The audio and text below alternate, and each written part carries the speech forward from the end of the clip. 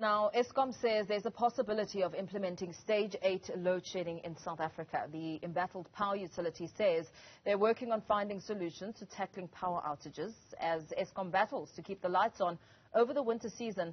Let's take a look at the economic impact of load shedding in the country. For more on this, we're joined by Berrie de Jager, who's the head of natural resources for Standard Bank. A very good evening to you.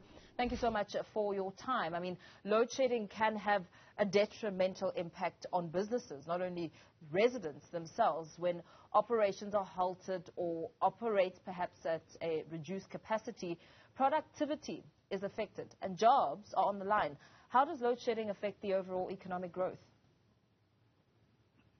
Good evening, and thank you for having me. Yes, indeed. I think when you look at load shedding and when you look at economic growth, there's a definite correlation that exists. And, the pressures that we've experienced lately has got a significant impact on growth. When you look at the challenge, it's not just the challenge of load shedding, but it is sort of a dual impact, in the sense that the cost of energy is going through the roof, where we've seen significant increases in recent months.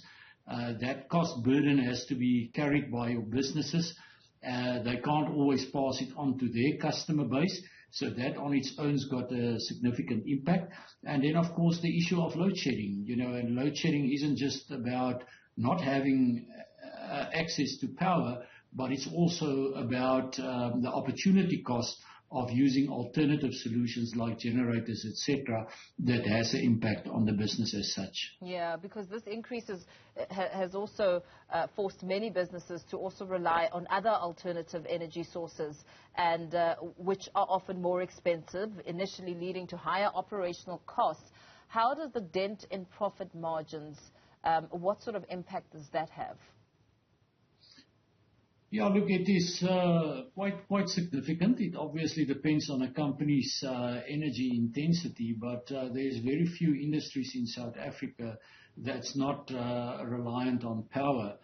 And, what you do see is that significant increase that's on your cost base on a month-to-month basis, and which is, as I mentioned, something that you can't really pass on to other customers. I mean, when we engage with operators in this space, businesses in the business and commercial banking environment, they're sharing stories around the challenges that they have and the changes that they need to implement, to try and keep the business afloat.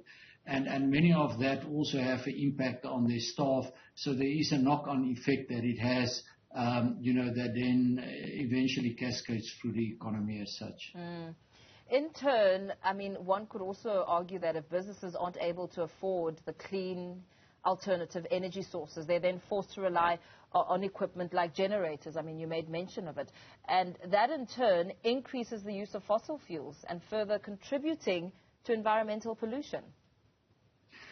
Yeah, that's correct. I think in the initial phases of load shedding, where you have typically a level 1 or level 2 even load shedding impact, people tended to rely on their generators. In South Africa, many companies, many shopping complexes do have access to generator power. But when you start looking at the existing level, of level 6 and level 7, those generators have to run for extended periods, and with that comes a significant cost. So the cost is the one component. In terms of the journey, the just energy transition journey, indeed, while gas may be a slightly friendlier solution than coal as a fossil fuel, it still consumes or produces a lot of carbon, in the process. So we do indeed see that many companies are using the opportunity to say, let me adjust my business model, let me invest into a good solar PV plant, which is reliable, and let's do it in such a way where it's also affordable, because obviously with that comes a reduction in your Eskom bill, and you do have opportunities to offset some of that cost to utilize that to then repay, for example, a loan that you incur to invest into your solar PV plant. Now, in the midst of all of this, there are concerns and fears, a bit of a nervousness that we could be heading for stage 8 load shedding as we go full into the winter, colder months. What happens to South Africa's reputation for perhaps having reliable infrastructure? Surely that must be discouraging foreign investment and hindering economic growth. Are we beginning to slowly see the remnants of that? Yeah, it's interesting. This week I attended an Inlet conference in Cape Town where it was a gathering of players across the value chain, right through from the original equipment manufacturers, service providers in the space, utilities, and we also seen presentations from Mr. Kasim from Eskom and from 2 of our ministers. And I think the theme came through very strongly to say that indeed there are significant challenges and that those challenges need to be addressed and are in the process of being addressed. But it does take time, to come up with some of these solutions. Some of them are very long-term, and over time, the pressure of load shedding, as you've mentioned, is definitely going to continue into the winter. We've seen this week, there's various scenarios that's been published by Eskom in terms of how they are preparing for the winter. And if all goes well, you will be affected by load shedding, but at lower levels. But, the most likely scenario is indeed one, where you've got that increased impact of load shedding going forward. So we would really encourage companies to look at addressing that risk in their businesses, mitigate it, through investments, especially into green energy solutions like solar PV plants, and also look at the impact that it's got on their staff, and see how they could potentially support staff, to live a decent life under these conditions that we are experiencing. Looking at the impact now on tax revenues for the government, surely there'll be challenges in improving the lives of those in need. I mean, you speak about looking at staff, but those in need are likely to suffer even more.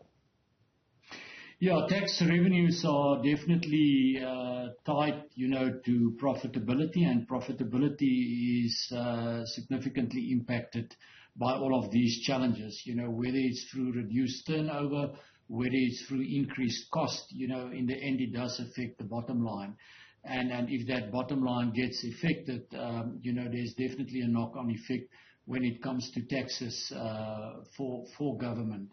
I think that's also why you've seen government taking some initiatives which have been announced during the budget speech in terms of certain incentives, for the benefit of residential clients, but also business and commercial clients, or operators, SMEs in that space, where there are certain tax benefits that they could leverage, in order to manage this challenge on a sustainable way, and in a way normalize the business and normalize the business's ability to continue to generate revenue.